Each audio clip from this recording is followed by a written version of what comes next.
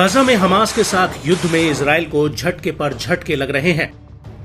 एक तरफ गाजा की एक सुरंग में 6 इजरायली बंधकों के शव मिलने से पूरे इजराइल में आक्रोश पैदा हो गया है। वहीं दूसरी तरफ उत्तरी बॉर्डर पर हिजबुल्ला इस जंग में आग में घी डालने का काम कर रहा है। हिजबुल्ला के ड्रोन, रॉकेट और मिसाइलें इजरायली सेना को रह रह कर दहला रहे हैं। यहां तक कि आईडीएफ की तरफ से पलटवार करने के बावजूद हिजबुल्ला और ज्यादा आक्रामक हो चुका है और अब इस पूरी जंग का रुख बदलता हुआ दिख रहा है।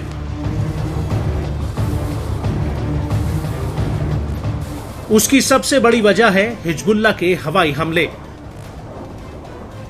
जो पूरे उत्तरी इजराइल से लेकर अन्य इलाकों के लिए एक बड़ा खतरा बन गए हैं। बीते दिनों में हिजबुल्ला ने ड्रोन हमलों के मामले में महारत हासिल की है, जिसका तोड़ आईडीएफ के पास भी नहीं है और खुद इजरायली मीडिया भी इस बात को बखूबी समझ रहा है। दरअसल इजराइल के चैनल 12 ने अपनी एक रिपोर्ट में कहा कि हिजबुल्ला का एयर डिफेंस सिस्टम इजराइल के एयर डिफेंस सिस्टम पर हावी होता हुआ दिख रहा है। चैनल का कहना है कि इजरायली एयरफोर्स के अधिकारियों को हिजबुल्ला की हवा में बढ़ती ताकत से पैदा हो रहे बड़े खतरे का एहसास हो चुका है, क्योंकि हिजबुल्ला ईरान से एयर डिफेंस सिस्टम लेने में कामयाब रहा है। साथ ही उसके पास अब कंधे पर रखकर चलाई जाने वाली हैवी मिसाइल और उसके प्लेटफॉर्म मौजूद हैं, जो लेबनान के आसमान में इजरायली जेट्स को गिरा सकते हैं। इसकी वजह से इजरायली एयरफोर्स की लेबनान के भीतर हवा में ताकत कम हो सकती है। चैनल 12 का कहना है कि मौजूदा और पिछले 11 महीनों में हिजबुल्ला की ये उपलब्धि बताती है कि कैसे उसने इजराइल के 5 बड़े 450 हर्मीज और 900 हर्मीज ड्रोन को मार गिराया है। हालांकि चैनल 12 का कहना है कि उसकी शुरुआत आज से करीब 5 साल पहले ही हो गई थी, जब हिजबुल्ला ने लेबनान में इजरायली जेट्स के लिए रेडार लॉक करना शुरू कर दिया था। 2019 में आईडीएफ के एक ड्रोन से दागी गई मिसाइल को हिजबुल्ला ने डिटेक्ट कर लिया था।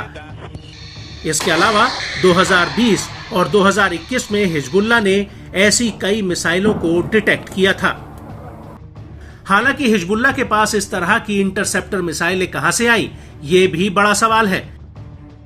लेकिन चैनल 12 का कहना है कि हिजबुल्ला के पास ये मिसाइलें सीरिया होते हुए समुद्र के रास्ते पहुंची हैं। यहां तक कि इन मिसाइलों की डिलीवरी में रूस के बड़े अधिकारियों का भी हाथ हो सकता है। इसके अलावा इन हथियारों को चलाने की ट्रेनिंग हिजबुल्ला को ईरान की कुद्स फोर्स से मिलती है, जिन्हें सीरिया और ईरान में ट्रेन किया गया है। और इससे भी ज्यादा बड़ी बात यह है कि लेबनान में हथियारों का जखीरा इकट्ठा करने के पीछे सीधे सीधे ईरान का हाथ है। यहां तक कि वो गाजा में हमास को भी हथियारों की सप्लाई कर रहा है, जिससे हमास के लड़ाके अभी तक मैदान में डटे हुए हैं।